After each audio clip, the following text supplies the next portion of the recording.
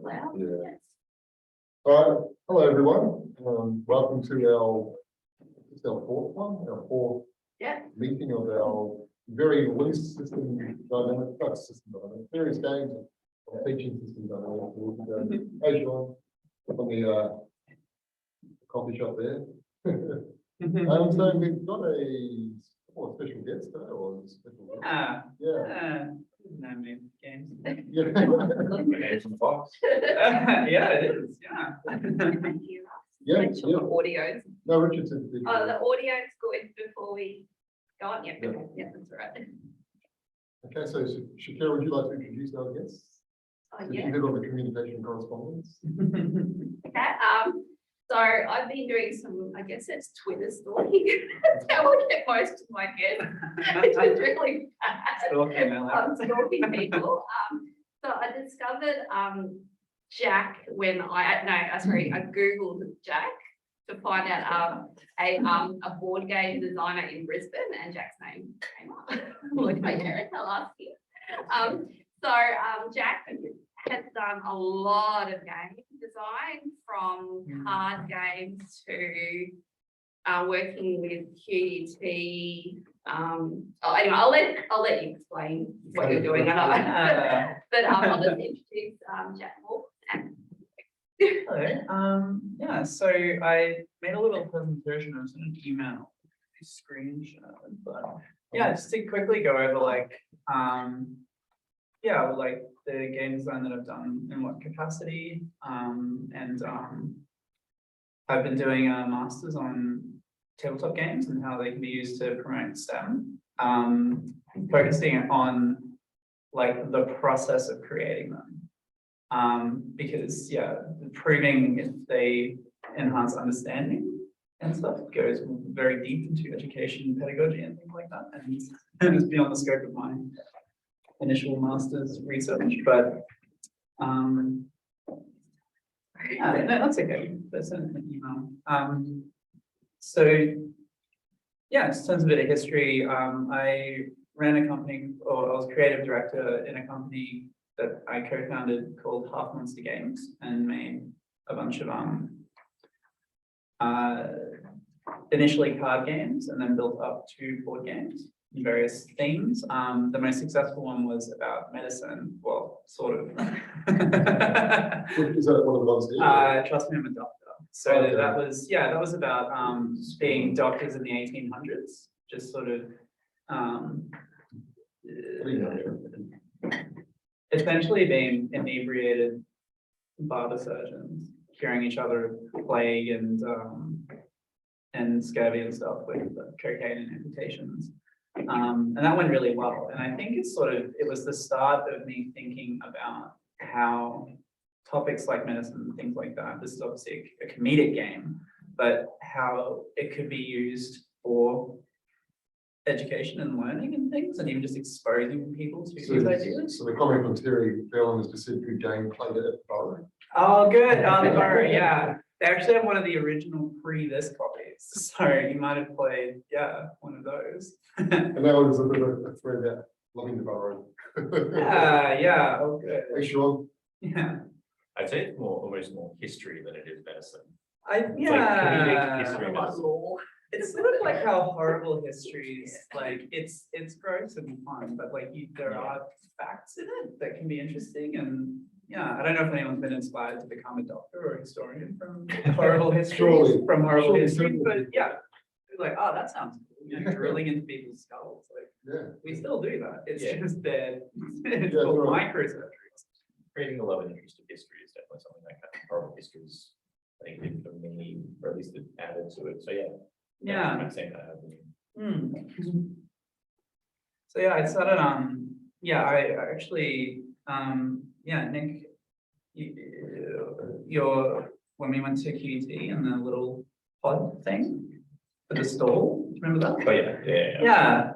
So I was studying QT at the time, and they had like a half shipping container thing that you could slot in different little mini businesses. Oh, really? So, and I signed up for the pilot program and just started selling games, and Nick came as well, and we were like co-stalling and sustainable cutlery, and So did much of a chance to use your games in a classroom setting, or say Kerry Matheson? Well, Kerry was walking by, because I would just grab random students and stuff, and her son is one of my good friends, but yeah, just happened to cross at the campus, and she was like, "Oh, this is the kind of thing that I'm wanting to look into." So just for those who don't, Professor Kerry Matheson at UT School of Mathematics. Yeah. So she's a globally renowned statistician. Yeah. But she's also very interested in these engaging as gamification, game-based learning, and visualization, immersion, experiential. Yeah, and so she was doing a lot of VR stuff. I think the idea of gamification and was very interesting. So there was I think a little bit of funding that could go towards trying out something, and it was related to the Virtual Reef Diver program, which was a digital gamified website where people could go and be citizen scientists and upload photos of the reef, and then the idea was that people could go onto the website and look at these photos and essentially classify different marine organisms and get points and earn different rewards. And so, when I looked at that, I thought there were maybe two things that could help. One was that when you're looking at a sort of reef underwater, not having any experience at all, just looks like brown rocks. This is interesting you say that, because I worked on a project a couple of years ago in the Philippines, and we were asking locals about water quality, reef quality. And there wasn't really a culture of scuba diving or snorkeling. There were fishers that would be boat-based. Some would be submerged. And I thought, we are asking questions about the environment they don't necessarily know or can visualize easily or have access to. I didn't think about things like VR or using gamification as a way to help to sort of better contextualize the questions that we're asking. I think that's what the idea of the game element of it was, that it helps contextualize it. What is the point of this? It's to identify everything is and use that to gather data on how many marine organisms are in a particular place and reef health. It's an important thing, because I think when you go out and you're gathering data and you're asking questions and you're treating that data as valid, but you might be asking questions about situations that people don't really know much more than what you might know. Their evidence is based on what fish they might catch, and so it's really providing that better or greater context of that visualization. Because I do quite a bit of participatory modeling through workshops, and many times I think we're asking questions that I don't necessarily. We're going to ask questions and we're going to extract data, and we're going to treat that data as just really high quality data. But if we really look closely or critique it, how valid is that data? Can we get better data if we provide better data? Well, with Reef Diver, I think they had to do something like to have the results from citizen science, sort of people that had no experience in marine ecology beyond watching the video of different marine creatures on the site, was improving the quality of that data, because they had to run it through something like 5 to 7 times the same photo by 5 to 7 different people to average out the scores to make it. So what Reef Diver is both a game that was designed to be fun, but also to essentially emulate that teaching process of going like, what is this? I think it's a hard coral. And then you flip it over and you're like, yes or no. So you get an immediate kind of dopamine hit kind of thing. You're related to the learning. And then the gameplay is engaging and fun enough, interactive enough between the players that you want to play it again, and that way you can reinforce what you've learned. So so what's your experience in terms of developing a game and having that game, I guess, exciting or easy to understand, or how do you? To me, one of the issues I've had, because I've tested games before, and the game itself was so confusing, I lost interest very quickly. And I feel like that's not. So I don't know if the email came along with this slide. No, I just sent it to you because it's open on here. I'll just share. I'll allow share screen. Multiple. There you go. No, can you open it? Yeah, is it this? Is it on Canvas? It's on Canva, it's a the original. Oh yeah, let's share that. Sorry. That's okay. I put everything through Canva. Okay. I do. I used to do everything through PowerPoint. So I have leveled up, and people are like, do you use Illustrator? And I'm like, what? So much time. If you want, maybe, There you go. you want to control or Oh, yeah, sure. you don't mind to do that stuff. Actually. Brian, Are you guys Yeah. ready? It's, no, it's not gonna play. Don't worry about it. That's in the background.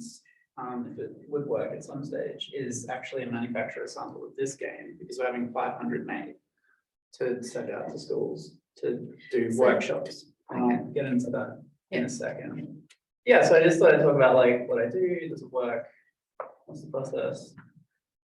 Can you minimize the? Yeah, so essentially turning these sort of esoteric, or sorry,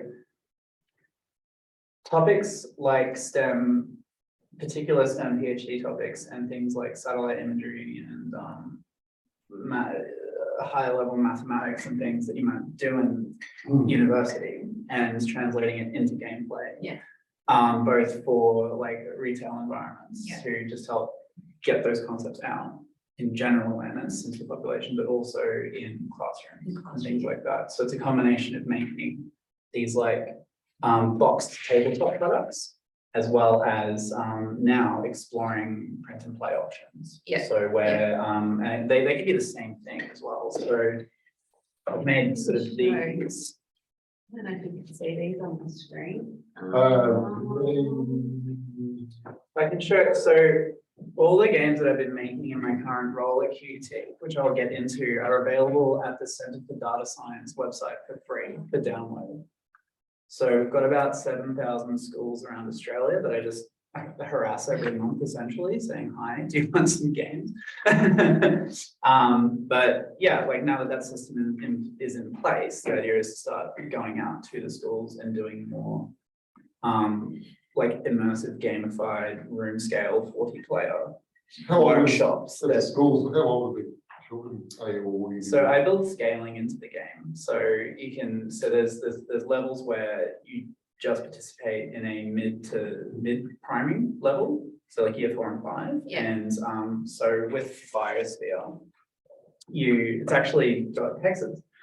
Yeah. Yeah, the hexagons. You just have 4 types of organisms. They interact in the food chain, and you know, they eat each other, but you talk about reproduction and Yeah. multiplying is what I called it because I didn't. Right. But then there's also added parts to it where you can do like a little bit of data tracking, and that's for upper primary. I was a teacher aide for 5 years, so Right. I've sort of got experience in that primary setting. And then I remember like it's 12, oh my God, sorry, like 15 years ago now, being in high school and doing, like I did maths A because I just had no idea, but then there were kids doing this kind of thing. Like on the board over there is some very complicated maths, I don't know what it means, but that sounds cool. You know, that all the way up to that level of thing. So I can do up to mid-high school in terms of like integrating basic kind of data tracking and regression and stuff like that and graphs. But then working with the scientists and PhD students to get that upper level that can bridge upper high school students into university and say, this is the kind of stuff you do. And in the game, here's like why you would want to do it in a very simplified way. And so we've had experience with that in high school. Yeah. With accounting, introducing it to one class, a grade 10, grade 11. But also the accounting game is also offered when the open days happen and high school students come into play. So it's our opportunity to also showcase the game on the open days at the university. Yeah. So What's the theme for the game? Sorry, that was the crime by numbers. So that's the that's Crime by numbers. So that's the accounting game that's been developed as an escape room. Predominantly, it's basically it'll cover first year accounting. Yeah. But also first year accounting is taught That's important. as an introduction to grade 10s. as Ah. well. So there's a syllabus that I goes see. through high school that'll cover that. So Yeah. Yeah. Achievers. Year 11, I guess. Well, yeah, we're- it's year 11 and we're just 12. like- Yeah. Oh, we ran a game. Yeah. We ran a climate Yeah. change game. Mm, One that's come out of MIT and over in the US. mm. It's called En-ROADS. It sounds like it's a traffic game, but it's actually a It climate change one. The En-ROADS are some weird And- acronym, environment, roads, whatever that means. I actually before, and I think acronyms should be better than that. Yeah. But it's something that's Naming is some, yeah, I mean, it's, crime by numbers. but they Yeah. do use it at the they use it at the climate change conferences. Yeah, yeah. So we ran it for the kids, it's year 11 for the kids. We ran it for the participants and they were so engaged with it. It was funny. The funny thing is, so it's the game itself. It Yeah. uses what's the system dynamics model. Basically, it uses equations like it's on our whiteboard here, calculus. Yeah, But it knows, but they're not dealing with the equation. They're dealing with the levers and things. You know, they can change different policy. And that was Yeah. so funny because we said you try the idea is to try to reduce temperature increase to below 1.5 degrees for the Paris Agreement. That's sort of how we. Yeah. But they were so funny because they tried to blow up the world. That's what can we do to make it as bad as possible? I mean, to flip it. they flipped it. That's such, yeah, And they just got so Yeah. into that. It was so, Yeah. we just let that's it such go. a good idea. And Yeah. basically they make it kind of Yeah, about 10 degrees warmer than what it yeah. is. I think like if you think about those games where you can build cities and stuff, like Sim City and Skylines and stuff, That's like pretty much over. anyone that's built that and then thrown an asteroid at it and seen, oh, if an asteroid hits the center of my city, here's the impact of that. Yeah. And like this train isn't working and these people Yeah. are doing this and like there's no food and it's all It's awful. Like this. I think Yeah. through seeing like simulated like destruction Yeah. of Yeah. the systems, you understand something better than Yeah. when they're just running perfectly. Yeah, Or it's during- like I thought it was Anyway, great, because yeah. it was, they wrote the agenda. Yeah. We had Yeah. an agenda, we said, this is what you're gonna do, it's not very sustainable, Yeah. world, it's your generation, and they flipped it around and took over, I thought that was awesome. I really Yeah. enjoyed that they took over the agenda, and they determined what they I were think gonna it's do. the element of competition that is in everyone and especially in groups. Absolutely, yeah. And Be when there's a motivated. competition to win something, Yeah. they just take to it Mm. because there's One part of the process I go, I'll talk about briefly is the 4 player types and stuff, which I imagine you guys would know about. Maybe not. Yeah, well, yeah, I can Let's talk go about for it. Yeah, I'm not sure if it's sort of still, I first thought about like, yeah, back in my undergrad, but yeah, it's been helpful for me sort of in terms of designing the games to Is it engage from- different Some kind of players. psychology perspective, or? No, it's a game design thing, Yeah. but it's one of those things that's like helpful and seems to work, but there's always more research that can go into it. And I sort of, that's what, my next slide, I didn't get a chance to finish this one, I'm sorry. But this is essentially Oh, please. a statistical breakdown, no. It's a brief, This will be the test. Be the question. yeah, that's right. Okay, memorize this. So what this is I got all my, I got 76. I'm doing a master's. Part of that is a literature review. Mm. I found 76 pieces of grey and formal literature that seemed to be relevant to this. And these were the ones in the end that were really helpful. And the criteria they had by which were, yeah, and this is a little out of date as well, but the reason I'm showing this is because there were sort of 5 questions that I asked, and I wish that I put them on the screen, but I will just find them now for everyone. In terms of We like, can always follow stuff up afterwards as well. And, yeah, absolutely, yeah. yeah. So, team. yeah. yeah, but yeah, the questions were essentially like, can games, yeah, like increase awareness of different So that's what it is. yeah. I think it was popular. Look, the 3 main things that came out of this for me, and I wish I'd written them on the slide, but yeah, were that games can help raise awareness of different kind of more complicated or intricate concepts. Yeah. That generally people won't will know about, but not really understand how it works. but those games need to be built from the ground, like to be maximally effective. Those games need to be built from the ground up to like achieve that purpose. So if getting, yeah, so like getting Monopoly and putting a reef skin on it, Doesn't work. yeah, the efficacy of that is just going to be like 10% of what it would be as if you built something bespoke. Yeah. And the third kind of thing was sort of a comparison in terms of like the strengths of digital versus analog games. So digital is amazing because it's like you can get it out there, it's easy to update.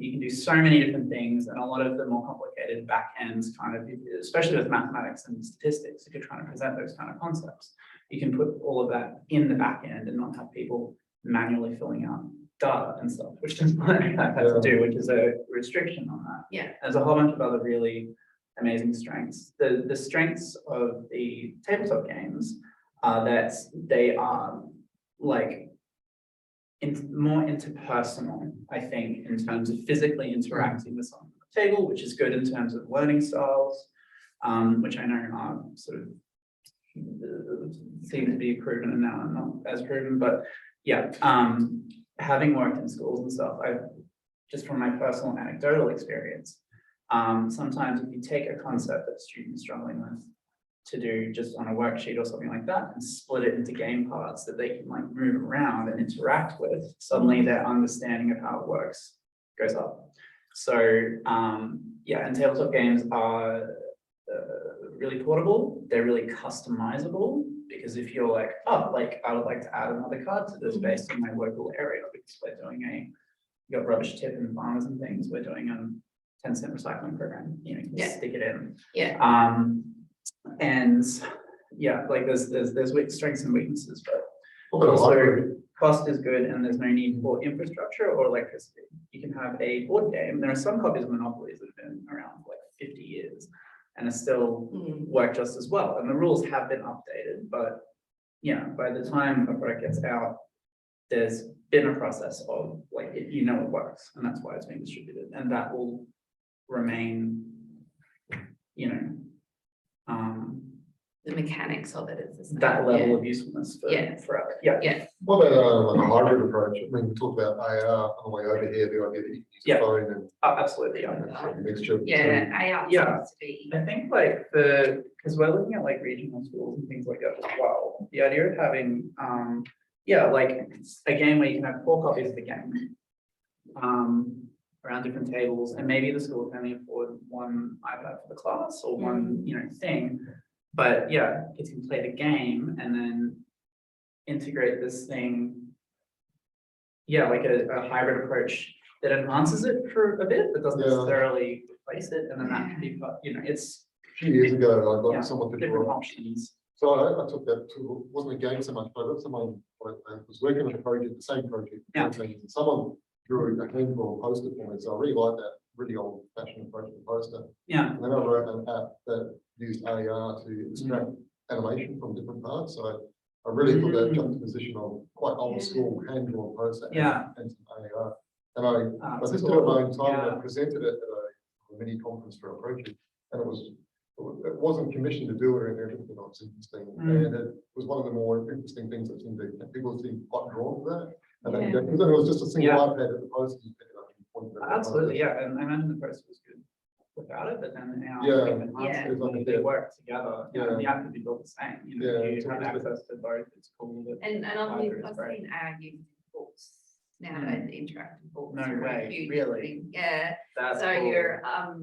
you're relying on that interactive AR book to give you the answer to move on to the next. I guess everyone has the phone, like you book kids in phones now. I mean, there's probably issues about getting the app onto the phone or having access to that app itself. But it's, Kind of Well, there. and there's based on like global region and socioeconomic and things like that. It's there's, I think that a blend of the two in terms of gamification would be really good, analog and the digital. I guess it's also fitting the purpose of the audience as well. Well, that's right, yeah. So what I've done, sorry, both in my private work and in the academic, sorry, my professional, my client, and my academic work is the process of making these games, whether they're for entertainment purely or if they're for education and things like that, follows these 5 steps. And each of these steps informs the prior steps in terms of helping, in terms of being applicable to, this group of people and making games for these specific purposes. Yeah. These are the 5 steps we go through. So designing and testing is like coming up with the concepts, making prototypes, that's why I brought all of these as well. Can you see our camera? It's a shared screen at the moment. I think it's a shared screen. We've got a general style sharing. It'll generally be both.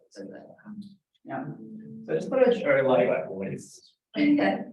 This is another cool thing on analog. Like I kind of show you wood. everything Okay. I'm covering up to you. So let's move all Yeah, that. yeah. If you use that center part, People online, it doesn't mean you can't see any of this. It's funny going. Like where is everything?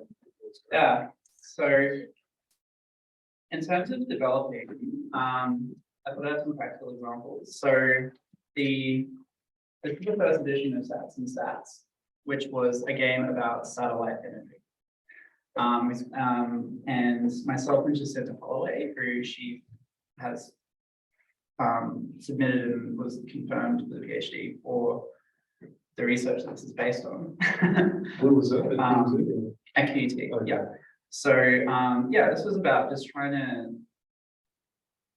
when I first interviewed her about her project and what she was trying to do, I had no idea what was going on. But over the course of the hour, what I gained as a layperson was that it was about taking satellite images, and those satellite images can be used with software to predict what resources and things might be under the ground based on what the terrain type is and the color of the pixel.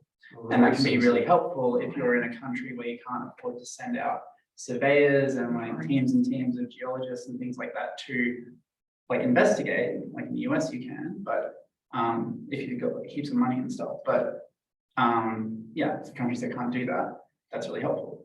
But in hers, there was, when clouds come over, that just eliminates that data. And so if there's heavy enough cloud cover, you can actually, even if you do it on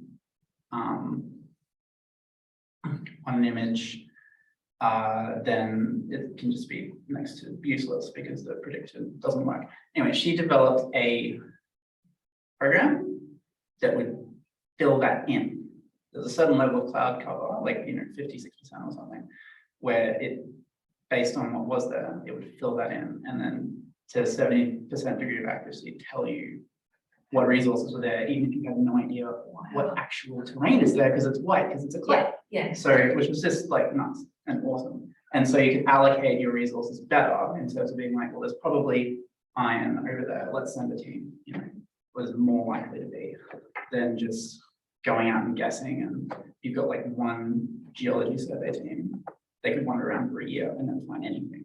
Well, probably not, I don't know, but they would do their own stuff. But in terms of a complete package of information gathering. So Sats and Stats is set 1,000 years in the future, and you're coming back to an Earth that was destroyed, and essentially trying to just explore and repopulate the planet as much as you can. Now there is I made this like in 2018, and since then have become much more aware of the like colonialism and those kind of themes and that kind of stuff. And so there are like settlements and things in this game, and were I to go back and redesign everything from the ground up, I would take a different tack, but we've tried to contextualize that and say like, it's not trying to recreate the European Empire's colonial thing. It's just about satellites. But so in this game you explore the planet planet with different, you have satellites and spaceships and ground teams that you can send out. They each cost a different amount of resources. You get more resources by exploring terrain, which is randomized to add replayability, and using your skills of prediction and observation and these handy charts with data on them. Woo! This is free to download as well from the CDS website as a print and play. So if anyone wants to have a look, the Center for Data Science for QT. But yeah, I think we put a link on Teams already to that, yeah. oh, good, thank you. So at first you just see the terrain. You can use satellites to like scan and like peek at those and stuff like that. And you're all competing as teams. But yeah, like to some degree, I tried to build it so that you are emulating what the point is of doing this, and then adding other gamified elements that matched a theme that was engaging and got the players into. I was going to ask that kind of stuff. about your thoughts about, because when I, as an academic and teaching, or use it in my teaching, I've got to align it to the learning objectives of my course. And, you know, what is the purpose of it in my course? How do I align it to the purpose of my course? So, I teach systems thinking, systems modeling, so that's always my starting point. But I've got to sort of make sure that it's contributing to, you know, the pedagogy that my approach that I'm using.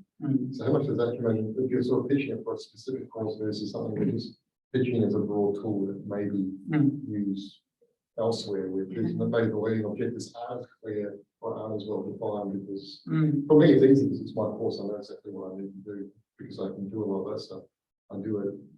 But if you're looking, if I was to then talk to someone else who may not be interested in the systems thinking side of it, or but they might be interested in decision making under uncertainty, for example, team building, how that comes into your process. My attitude has been that like you can't build a game that does everything, and I think that if there's like a system in place where you can take different concepts like that and even like chop them down into different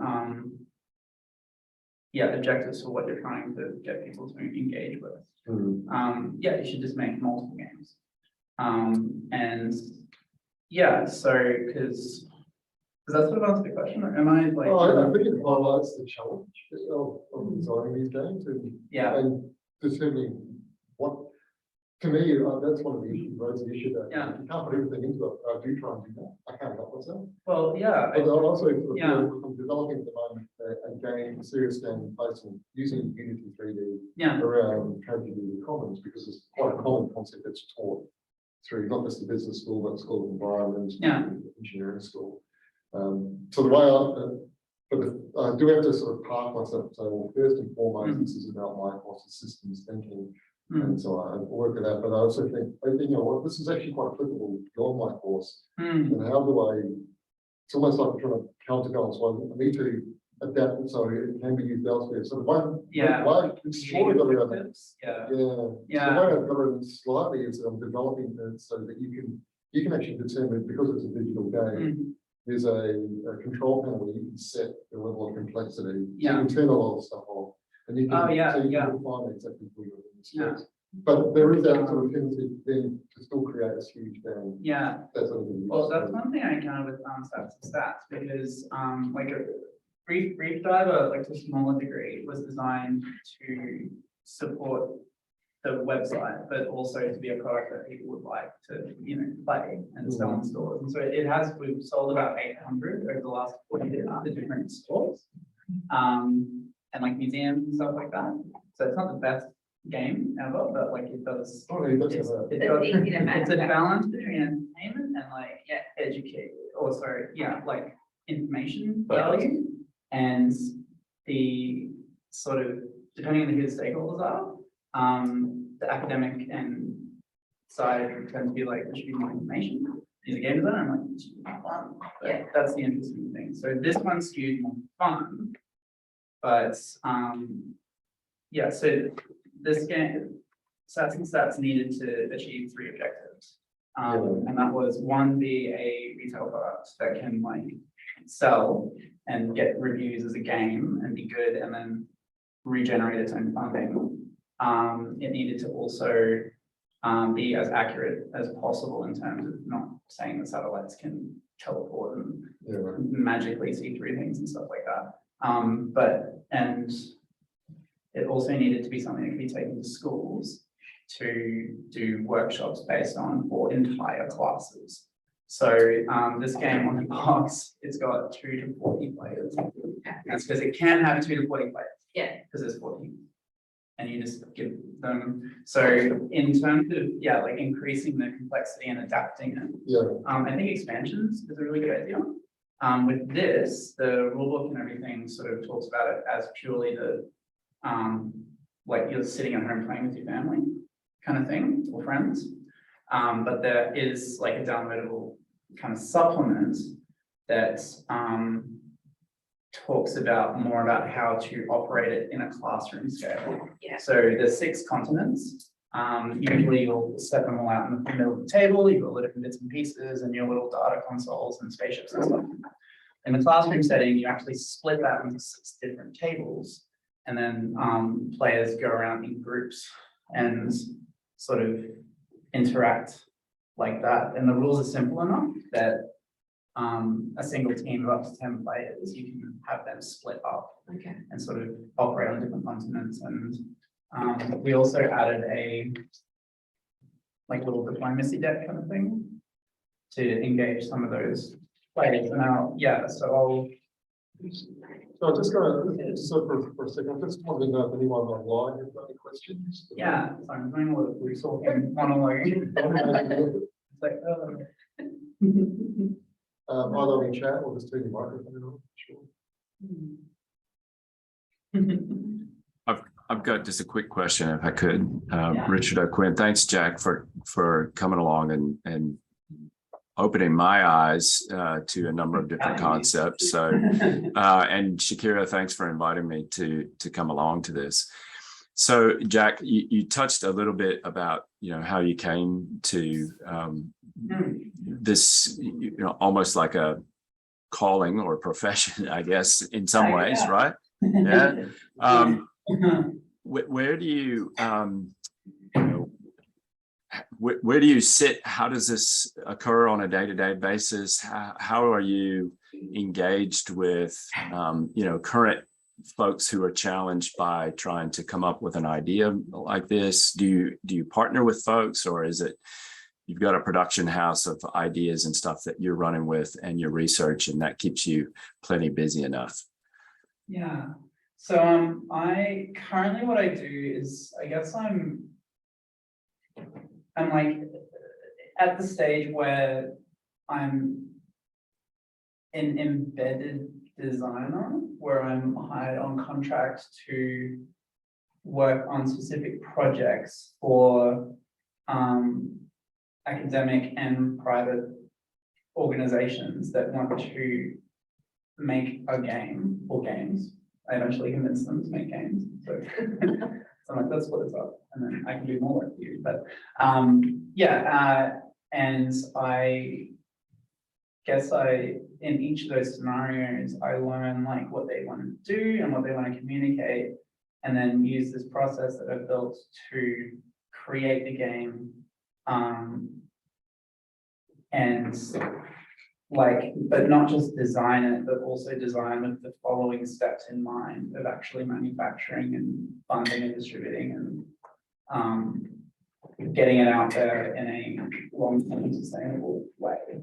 So yeah, I've entered this part of my career, I guess, where like my job description is like a paragraph because I'm still figuring out how to define it. But yeah, so one example is this game is called Carved It. And it's a game about death, or like life and death and everything beautiful is what they're saying. So if I could just go to There's no external controls to release. yeah, so this one is in the design and testing phase. But what I do as well is I advise on saying like, hey, like you are going to be manufacturing this. So I imagine like based on your resort or what type of game would it be best to start with. So you want to do something like this, it's like chucking it stickers and like Presentation. costs a lot in terms of art and time and stuff like that. Or do you want to like dip your toe in a little bit and start with the game, like a card game, and sort of get a either simpler version of what you're trying to communicate out and test the waters and stuff like that, and then move on to either a different kind of project that you're wanting to talk about and communicate, or an enhanced and upgraded version of what you've already made. So, and yeah, one of the things that I encounter often with doing client work particularly is that when people reach out and say, hey, we want to have a game made, we don't know how to make games, can you make a game? They actually do have an idea for what they want, and that's a very strong idea. And you might be in a position where there's multiple people that think it's a great idea, and they both have ideas, and they're not aware how strong those ideas are in terms of the intricacies and complexities. And they're trying to put it into the same product, and that ends up conflicting. Yeah. So yeah, I'm working on a game about cancer at the moment for a client and it's about the body's immune response to it. And so they have a bunch of different characters, and the characters already existed and they wanted to make a game. But I think where maybe they were tripping up, and that's why I was sought and helpful, is that after chatting to them and figuring it out, one wanted to make this like a really simple card game, just like Pokemon, just like here's our immune cells, here's the here's like the cancers and what they do and how they interact with the body. But then one of the other researchers had more in mind a game about like on the cellular level, how does cancer attack and sort of mutate the cells within and the structures within the cells, and then there's sort of it was a matter of scale. Yeah. So I think inside. Ken, because Ken's coming next week. Cool. Month. Yeah. So It's coming this week. Oh no, next month Ken does the cancer research. So Okay. yeah. Yeah. So like one of the steps in my process. So the more important ones for, I guess, this group were the design and manufacturing stage, because generally in an academic setting, funding in the private world, that's either capital investment or savings or crowdfunding. Yeah. The distribution, but you might have an emeritus funds or something like that that can help with that, or it's funding within the corporation. So that's not necessarily an issue. And the distribution maybe doesn't need to be quite as like aggressive or international, because often it's about going like, hey, we're testing an idea. Can this be gamified in like an academic setting? More so than like, let's create a product that's successful in the market and returns money to our organization, because that gets complicated in terms of. Well, yeah. So there are like really like specific organizations just working that out. But yeah, in terms of distribution, like how do you move the stuff around? It's also a matter of time and organization. So QT, yeah, with this one, it was just like a single pallet of goods that came in different boxes and was able to just be sent out piecemeal and stuff like that. This one is going to be 4 pallets. It's going to be like 1.5 tons of stuff that's arriving at QT and then needs to be divvied up within the campus and then sent out to stores and stuff like that. So the distribution side of this is much more complicated. And in terms of my role with some of the clients and companies that I work with is to go like, hey, it's not just about making a game and then that's it. It's also about like, what is the scale you're operating at? How much after the design is finished do you want to be doing? If you have something like this, you're going to need to put a lot more time and expense into distributing it than something like this.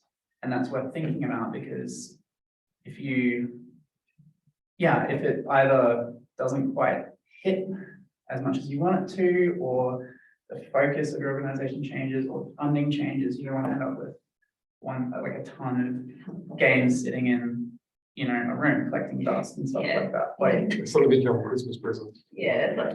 yeah, because like we want to raise awareness, and the practicalities of getting it out to the people you want to raise awareness with is important. And then there's like selling and promoting and stuff like that. So that's not just retail and sales, but it's also getting it out to schools. And what do they want? Like, do they want something like this that takes a teacher 6 hours to learn and sort of needs a journal book and stuff like that? Or they want something to just be like, bang, here you go, kids, like end of class activity. There'll be different things for different teachers. So yeah, so that's my role, I guess, is sort of not just developing the games, but also looking at all of the following steps and informing about how they all interact with each other, and also when decisions need to be made. So like with the cell game, it was going to be more like Risk, where it was like, but the cell is like the world and you're battling for different areas and stuff like that with different abilities. It was going to have lots of cards and stuff like that. And the card game was going to just be like a deck of cards and a rule. And so it was sort of going like, hey, like if we separate these two, then what we can do is start with this, see how it goes, do a small run. It's relatively cheap and stuff like that. And then, depending on how it goes, work on the larger game when there's a bit more demand, and an understanding that this organization makes games that do this kind of thing. Is there any sort of, drawing my own experience, some of my best learning is from when I make massive cock-ups and when. Is there anything you can point to? Look, I really learned a lot from this. Yes. So experience can be Okay. a mean teacher. But I have a little breath. So this was made on paper. It cost nothing. Or cost like $5. That was great. This is the next one where I was like, okay, I'm quoting from a manufacturer. It's going to be $4,000 to print. That's great. Oh wait, it's US. Okay, that's still fine. We're going okay. Yeah. This was a cock up that cost $8,000 US that we may as well just thrown in the ocean with the rest of the fish, because 4 of the cards had the wrong backs. And it is a game about like flash carding essentially, where you go, wow, this thing is a whale. Oh, it says it's an enemy. So it doesn't make sense. So it's a support. Oh, so we had literally 1,000 copies of this game. So how did that happen? How did that sort of? I don't know why, because they were just, oh shit. Yeah. Anyway. Was that just something that was missed in the very final print? So yes, so what happens is, and that goes, that's in the manufacturing stage. So I'm sure it's very. I'm sorry. Because I'll go over to here. I'm sorry. So there's these stages are also the stages of cost and complexity. As you move up from design to manufacturing, designing, distributing, and promoting, you can essentially add a 0 at each of those stages. So it'll cost like $100s, thousands of dollars maybe to design and test a game. Yeah. To start manufacturing and funding, that's going to be like hundreds to thousands. In terms of funding it, like that's sort of around that same margin as well, depending on the budget that you want and the scale of your game. And that's why I'm really like, make a small game so you don't have to spend $20,000 trying to make $100,000 for crowdfunding for your first run through. Yeah. What am I You're probably not going to get what would it cost producing actually creating some physical objects, or is it the design, the capacity? So in the designing stage, like making something like this is affordable because you're not filming anything, you can use art from the internet, throw it together, just make it print it out of your printer. I made a box out of another box. Oh, Google. Yeah. This is the unfair advantage that Jack has. Jack's production process is insane. Like you use PowerPoint and we just smash things out so quickly. And like me and a friend, another designer, I think it was Cameron, was saying like, your process is insane. Like you're just, I think you don't hit that kind of perfectionist streak. You kind of just make the game and then there's a game. And so that's why I think for you that design phase is so simple. You just boom, here's the thing that I made yesterday and I put it on the pizza box and it's somehow a game already. I have the illusion of skill because for every game that is a released product, I've made 10 that were like kind of okay, but we were like maybe not. Yeah. And then for every one of those, there's another like 10 that are just ideas and like piecing stuff together and throwing it all together and being like, oh, you thought that mechanic was cool. Well, here's a theme. Let's combine it. Yeah, but I think through the work that I do, like what I'm trying to put across is that the way that I do it is because there is an underlying system that can be followed that results in the game. And that system is emulatable regardless of how much experience you have, regardless of how fast you can do things or stuff like that. So yeah, so I've got I developed through my master's, I developed a website called The Bridge Guide to Game Design. And it goes through each of these phases, like up to sales, because I was like, that's a whole other thing. Yeah, that is a 33 video series with accompanying documents and templates and stuff to do the process. And that needs, you know, it's very rough and yeah, it was my first postgraduate big project, I guess. But yeah, like it's a process that can be followed, and for getting ideas out, it's a good way to do that, I suppose. Yeah. What got you into gaming?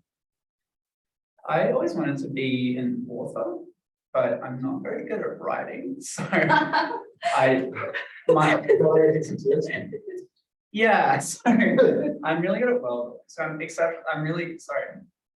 I'm really confident at writing if I can just be like, here's the world, and here's all the things in it, and here's how things interact, and here's like blah, blah, blah, blah, blah. Like essentially doing this, but narratively, Yeah. like, you know, getting big themes and concepts and characters and organizations and finding all the little links and stuff between them. Like I just find that so just dopamine inducing. It's really fun. But guiding players through that, readers through that, I just can't do because I can't decide. I'm like, should they start at the castle and then find the dragon and the evil king, or should they start as like the wizards and stuff, or should they all be in? You know, I just get lost in all the possibilities.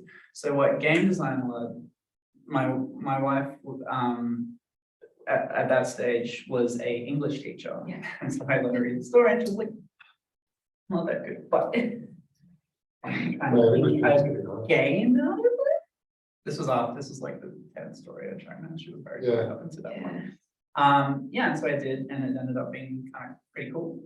I did do a video game design degree, and then didn't do anything with it for like 6 So years. QT as well? At QT, yeah. I seem to be quite advanced in that. Yeah, and they had trained us to, like, that was back when Australia still had 5 or 6 big studios, like Arcane and Pandemic and stuff like that. And so you were trained to be a very specific part of a larger organization in terms of art, programming, design, QA, management.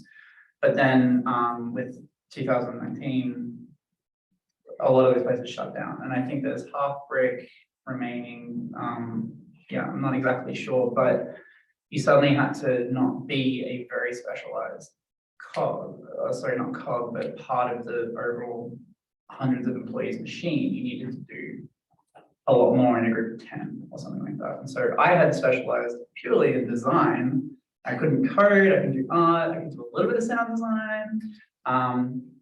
And I'm too chaotic for management. So yeah, I had to change tack a little bit. I think that Kickstarter kind of helped out a bit too for those people who had that idea but didn't know where to go. It kind of opened up an avenue of games that people I think it definitely did. Like, one of the differences between analog and digital games is the cost of development and production as well. So, like, I think it's reasonable to expect to create a game in 2 to 3 months. And from start to it's launched on Kickstarter and it's going out there and stuff like that. Like, that's obviously my time and experience and stuff. But that's this game I made in 3 days, from the blank piece of paper to the design, the implementation, the test manufacturing, and then releasing it on crowdfunding. Just to sort of test the system in a really high pressure way. So yeah, it can be done really quickly. But to make a digital product, it can take a lot longer. And I would like it if game designers were paid more, but like, or tabletop game designers were paid more, but there's also a difference in terms of like tabletop game design isn't like a degree you can do yet with the accompanying kind of income levels and stuff like that, but programming and digital game design is. And so it's sort of, in terms of paying people to do this, is not as expensive and doesn't take quite as long, theoretically. This game has taken almost 4 years. That's because I started it, and then Karen and I talked about like, hey, why don't I do a master's? And I was like, okay. And then I had 2 children, and then so on and so forth. But because one of the things that attracts me to the digital game, using things like Unity. So there was if you go back to the 80s, video game was very much a one-person creating game because it's small computers. Then it became this like full production approach. And then when phones came in the app, it sort of went back to an individual could do these things. And these game engines came out, like Unity 3D, and associated with those are these library of assets. So you can get for free, or you can purchase graphics and audio and sound effects. And so something you could just focus, you could even purchase code. So you just patch them together. So suddenly it becomes very accessible. You can start developing that quite quickly. There's still quite an investment required to use the software. But once you've got that, you can then. So that the game I showed you before, that sort of SimCity looking thing, that was all done through me basically using the asset store. And those they're actually quite cheap to do. It's amazing, and it's more like the skill of execution than needing like a high technical starting into And these games, I mean, these serious games I also play, they don't have to be they don't have to look real. There seems to be big scope for 2D pixelated graphics, which is sort of going back to the 80s again. They're actually quite easy to make, to be honest. Now, I can say that as a programmer, but then you can put them together in these very complicated physics engines and these multiplayer APIs. So there's all the stuff there. So with the programmer who knows what they're doing, you can actually put together something reasonably quickly that at least demonstrates or gives an indication. I think like over time, as the technology has improved and the fundamental way that you can make games has been solidified, it's easy to go, okay, well actually this part, if you plug and play from an asset store, that doesn't mean you're like a trash developer that's just ripping off everyone else. Like the more important thing is the gameplay and how it's designed, and bespoke stuff is great, but it's not the most important. We're not going to be a pure coder. We have to develop a game, and there's an easy way to do that. You can sort of borrow or copy or. Well, I would love that with sorry. So you're just reminding that we're talking about. Any more questions from the Zoom? Or I actually have a question for you. In a lot of these sort of things, like using AR, gamifying things, using 3D in fields that don't usually use it. We definitely ran into that with 3D printing. Is the idea of it being like almost a little bit of a gimmick, in that it's like, oh, it does all these amazing things, but is it actually useful? Do you think that gamifying things like stats and virtual reality, do you think the value there is the like directly learning from the game, or is there potentially more value in the like inspiration and actually having that attention? So it's like, hey, look, this is a thing. You can then go further into this. Like, where do you think the value lies in terms of the? I think so. Yeah, it's a both, or more one way than the other, or.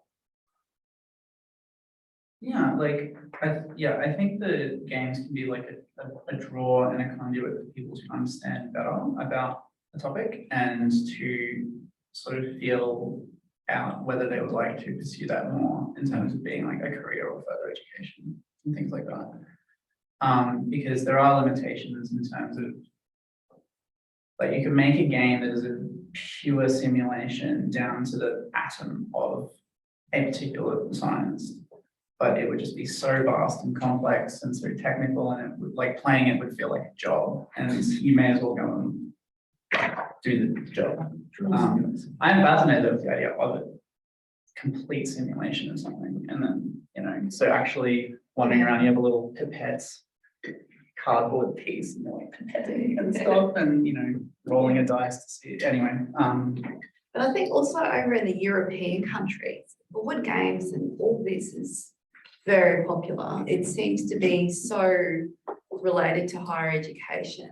That if Also you, research as well. yeah, Norwegian it's fisheries in- huge over in Europe. So I kind of wonder, are we just doing a catch up? Are we kind of just discovering that this could be a way for people to learn, to get ideas across to different users? Because I guess from when you go into higher education, all those different learning styles are all taken away, and you kind of we're so used to like teaching material that might be written or PowerPoint or whatever, that interaction that they may have had from secondary school into higher education, it's kind of like it just doesn't exist in higher education. So to have that ability to put some kind of, even if it's only once like a one session thing, to at least open up the possibility that there could be other users there that might learn from this style,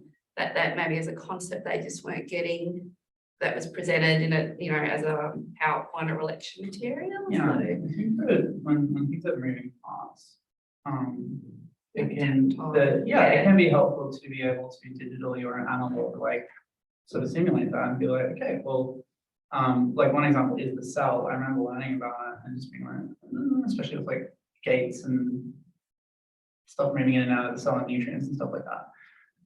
In hindsight, I think it could have been helpful if I could have just loaded up something on a browser and just been like, okay, so if like this thing click comes in, it goes like and opens the cell, but if this thing comes in, it doesn't have the right shape, so it doesn't get in. And I'm like, oh, okay, and I can do that again and again until I get it, and then do other things after that based on, you know, but when it was still images, it was, I know that it would have helped me, I guess, to have some element of interactivity within the learning. I think that was a good question though, about, you know, how useful is it? Yeah, I have So that when I teach good. my course, I'm teaching systems thinking and systems modeling, and quite often we start with it's a fairly famous quote by a statistician saying that all models are wrong and some are useful. And really all we're trying to do is create something useful. And if it isn't useful, then why are we creating it? And I even apply that to my research. If it's not useful, if it doesn't advance something, even a small amount, then is there really a point in doing it? So that sort of self-reflection and critique. I do think about that games. Intuitively, I think they are useful. But it's, at some stage, there has to be, you have to provide some legitimate evidence of legitimacy. And how do you go about that? So I've been trawling through the literature, I've been trying to understand the loads of theoretical frameworks that are used to apply those angles. Psychology seems to be a big part. I'm not a psychologist, so I'd like to talk to some sort of behavioral people in terms of understanding. But intuitively, I think if I enjoy it and I feel like I learn from it, then I expect other people to do that. It's not really a robust approach, but I do trust my instinct on that. So it's trying to find that legitimate aspect to it, saying, I believe it is useful. How do I actually show that it's useful? What do I base my usefulness on? So that I would put that out there to the big greater group, because I really would like to know that I can write a game. Is it a useful game? I use it in my courses. I do get good evaluation for my students. That sort of provides education. But how do I actually, how do I formalize that? I think the reason I asked that question is an issue I run into all the time is capturing attention. So like, you know, you can teach someone something and that's all good and well, but if you don't actually have their attention, so you can try to teach someone something, but if you don't have their attention, if they don't want to learn it, they're not going to. It doesn't matter how good the learning material. I mean, if the learning material is good enough, they'll learn it. But like it's that sort of like, if someone goes, oh, there's this virtual reef diver thing, maybe this is you're capturing an avenue, a piece of attention that they wouldn't have somehow stumbled across the website. They're coming across a physical object that makes them go, oh, that's a thing. I'm going to look at it and actually use the. It's I guess the follow-on question from you as a professional is, do you often have to push academics or people trying to make educational things in a particular direction. Like, you're not going to teach someone quantum physics using this board game. You just need to get them interested in quantum physics with this board game. Yeah, Is that instead what of you have to going do? a simple level of thing. Well, that's a very good segue, because the process I've sort of tried to do like that's a very good point, to answer that question is to figure out, like, when you're making the game, like, what is the outcome you're wanting, and designing towards that. So are you wanting to just introduce a concept? Are you wanting to give people more vocabulary in terms of what they're talking about? So in quantum physics, learning what a quark is, you have a game that's like, it's quarking around. I don't know what's it. Something like that. But yeah, so yeah, so what I do is I generally do like an expert interview. Yeah. So we can do it like now. So you do process. What's the specialty that you were talking about earlier at the cafe? It was in terms of systems modeling or systems modeling. Yeah. So if you want to make a game about systems modeling, like a board game from scratch, yeah, I would sort of go, okay, like, what is the overall process of systems modeling, the overall process? Because I know that, it's a vast field and stuff, but you know, like for a lay person, what are the basic things? And then I would focus and try and emulate that a bit. And one of the questions I love asking during the expert interview is, I'm like, why do you like that? Like process modeling? Like, what's cool about it for you, and gives you like that dopamine hit when you do it? Yeah, at the moment I don't have any, so just for it. But you're not quitting and doing something else. Like, that's right. What do you feel is like important or about it? Like, what do you enjoy? I enjoy teaching it because it draws together different disciplines, and provides a formal process to draw together. Yeah, and okay, so I imagine it's really satisfying having those different things and working out how to link them all together in useful ways. And so, like, I think that in terms of making a game and making an engaging window into that world to get people interested in doing it, is to emulate the cool part about it and go, okay, well, maybe the game should be about having all these different things, and it could be randomized, and you need to find ways to link them together to achieve certain outcomes and things like that.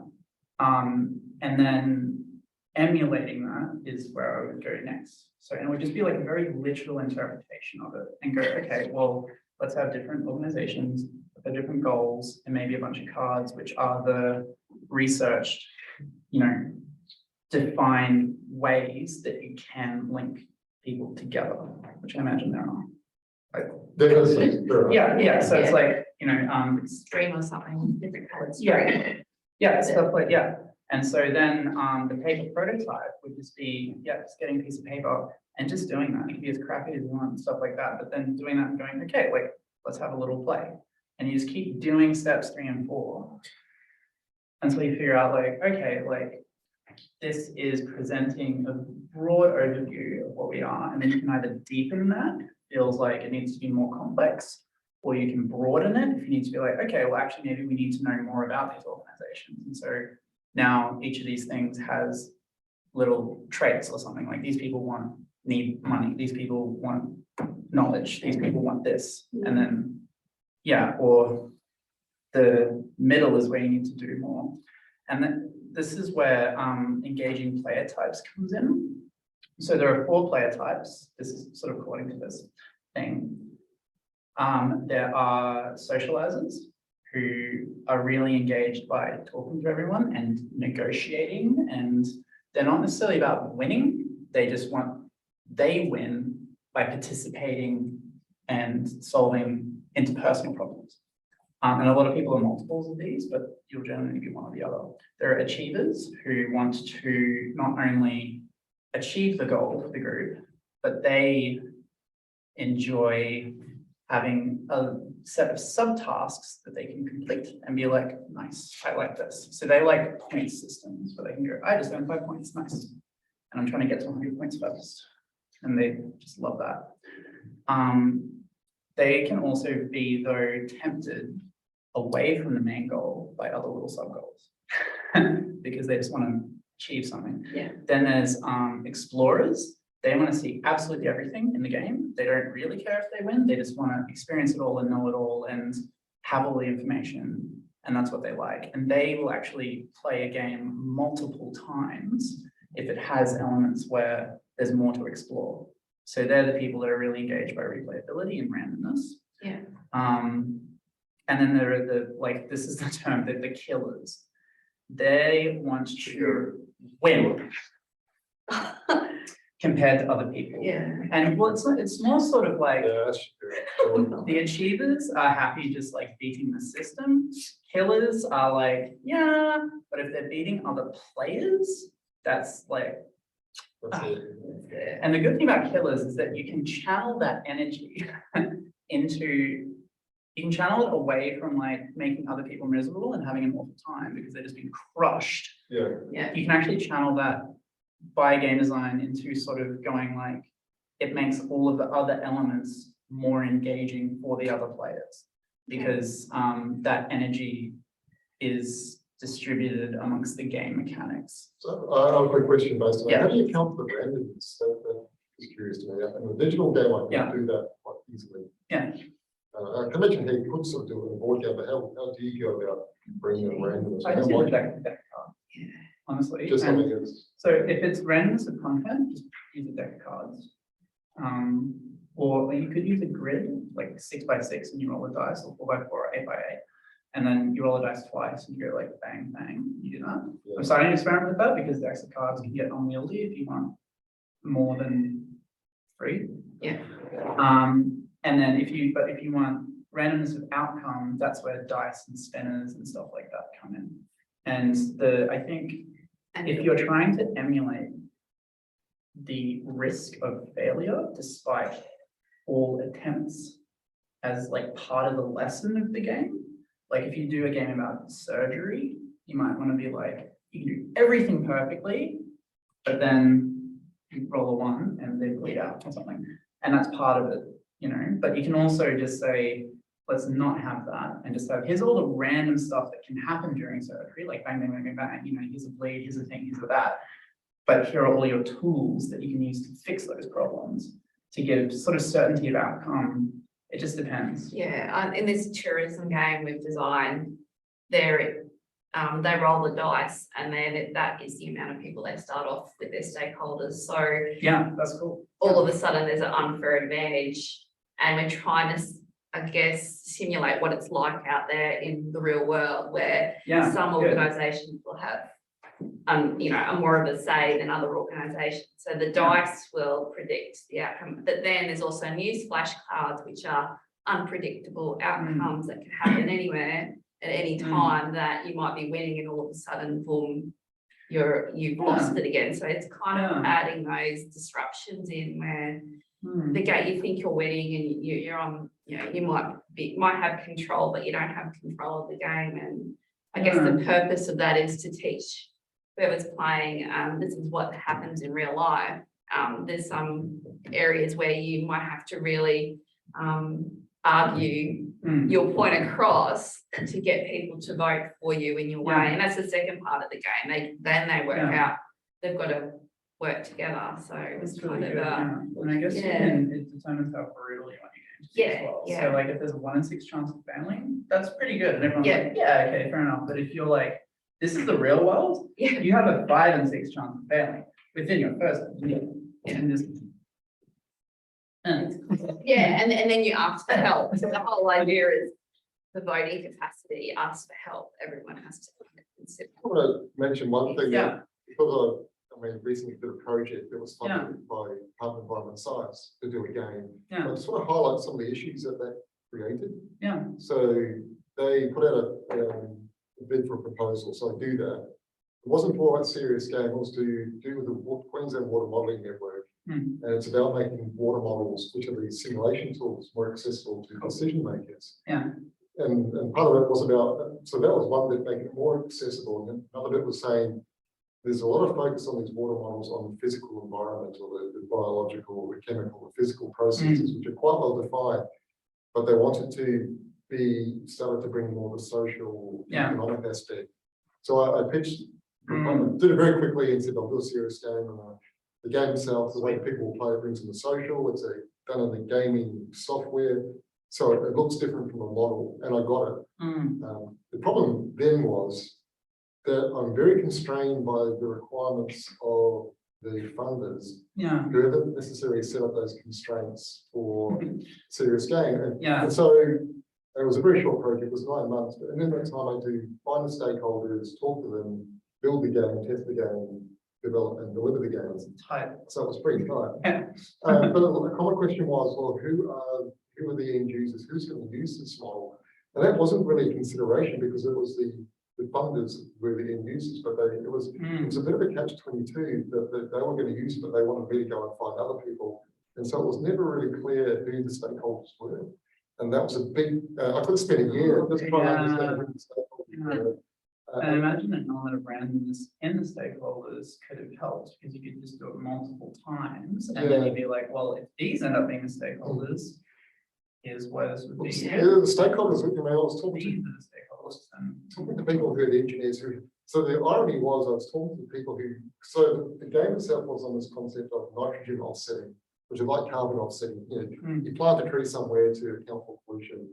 And it was really focused on people who got wastewater treatment plants. Okay, so they go, okay, wastewater treatment plants, Queensland urban utilities, city councils are the participants. And you go and you pitch the idea and they say, well, we're not going to use this tool as a decision support tool. It's sort of just, we've got our own models.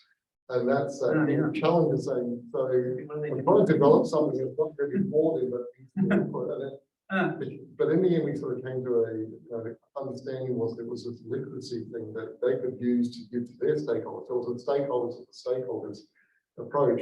And that fits that issue. But at the same time, I highlighted that there can be these challenges, particularly when you develop using funded projects, where the funded projects themselves have these constraints, which make it really difficult at times to, especially something for serious games, which is a little bit out of the box for a lot of these funders. They like the idea of it, but when you implement it, there's all these roadblocks. So you can't even get me started on ethics applications.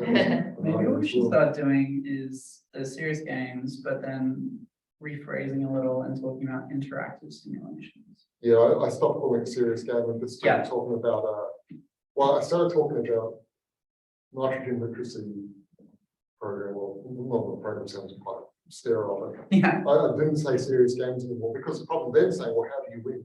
And so it's not actually a thing you win, it's the thing to understand and learn and immerse yourself. And so these, so that was a massive learning process for myself because it was my first big project, developing a game. And that was. How would you tackle that next time? I would write more into what I was actually going to do and how I was going to do it. But I would take sort of an agency away from the funders.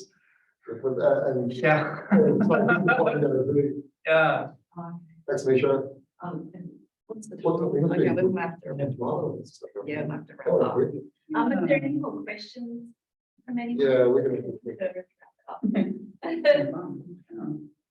I don't have a question, but just a couple of things to add. And I don't think I know everybody. I'm Katie. I'm a learning designer in health and behavioral sciences. So thank you, Jack, for everything you've shared with us today. I've learned so much. We've done some game design for our interprofessional curriculum. So this is about teaching allied health professionals to work together on teams to improve patient care. And so we designed an online game where the students are split up into 2 teams and they need to work within their teams and then across teams to share information to save a patient. And they're on a space station, so they have to save their patient and escape the space station in an escape pod. And you know, going back kind of a few conversations, you talked a little bit about, you know, maybe not always using games to get at content, but to kind of introduce topics or to engage students. And that's really been our approach with this game. So they're not learning the skills within the game, but they're more experiencing that interprofessional teamwork and communication. And then the learning sort of happens a bit more in the debrief of the game. But one of the things we really want them to do is actually work together and talk to people in other professions. So this is a good opportunity for those groups to engage. So I just thought I'd share that example. And then we've also designed a physical game as well. We've got a couple kits So I was interested in what you're saying about manufacturing and scaling, because that's been one of our challenges. We've got 1,000 or more students in our curriculum, so we can't really use the physical games just because there's not enough to go around. So now I'm thinking about how might we like make that a smaller scale, like a tabletop. Yeah, so that we can scale up. If you came to talk more, it would definitely be because I've got a partnership with ePrint, and this is for everyone to know, where they are wanting to build up their tabletop manufacturing capacity. And so they're actually through me, we're doing like 1,000 run unit prices, but for like 10 copies or something. Oh, wow. Just to get it going and to help them do it. So like for a game like this is going to be $10 or around about $10 a copy, but they have all the bells and whistles, the client, but you could easily, something like this would be like $5 a copy. So that's price parity with China. And so if you wanted to, also overseas manufacturing. So if you wanted to do, groups of 4 to 6 and have a copy for enough for 1,000 students, you could do that for under $1,000. Yeah, that's And amazing. then I mean, you can use that every year from then on, and yeah, it's definitely something to think about. We had a teaching innovation grant to do the first run, and the physical games that we've hired someone to develop were quite expensive. They are really, really fun to play. So maybe, we'll have an opportunity in this group to explore those at some point. But I would love to go into even like each of these topics and talk about how to do it and how to, I think if we could go back in time, we might not do the 2 like really elaborate kits and maybe think about other ways to kind of spend that money, but you live and learn. There are also ways to shrink down just how the components are presented. Like I imagine you thought about this as well, but just going like instead of Example, this is a really easy example. make it The cheaper. hexagon, when you If they're gonna stop sharing, so we can see. yeah, you can actually build a whole board game out of it. So, but it's such a small unit as opposed to something that big. So all of a sudden you've reduced the size, and it might take a bit to set up on each table, but you've got a smaller product. Good point. Yeah. As opposed to things where it's like 4 hexagons and that's the unit. Yeah. And you have a bunch of those. Yeah. Kind of like a Use it guitar. So like 6 Makes it instead so of clear. 30. Like, So many good ideas. Well, and that's why we spent half of our budget on an online game because, well, one, COVID happened. So we've gone online, but now we realize the students need more support when they're doing the online game. So they're coming into a tutorial in person and playing an online game, which is just a bit awkward. Oh, are they doing that? Are they? Because we were looking at making this online as well, and on one of the Tabletopia websites, which you upload the game into. But then we're worried about, is this going to take a while to explain how the game works online?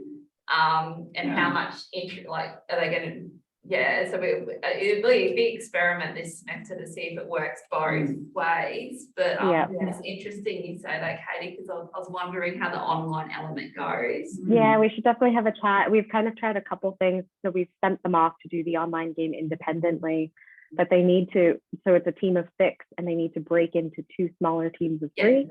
And one team is in the medical bay on the space station and the other team is in the engineering bay. And they can only, and so basically they communicate over Zoom or Teams to share information across teams. Like it's not without its challenges, and some groups get very confused. Some groups spent over 3 hours and got very frustrated. We don't want that, Okay. That's interesting. Just respect the time stuff. Like if you guys are keen, I'd love to come back and even go through this and maybe even do like. Well, I think we should start to think about running something like a whole day or a workshop or something. We can start doing some hands-on. I think so. Because they've had so many awesome people so really, come in.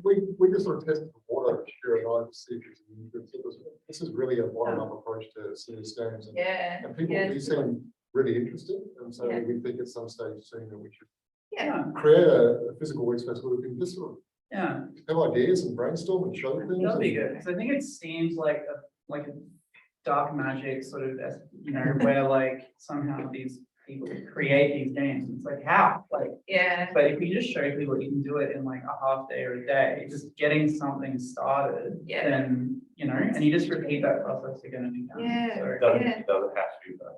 no, yeah. You can play through. We'll bring Oh, Lego. actually, We'll bring Lego. Yeah, and like that's Yeah.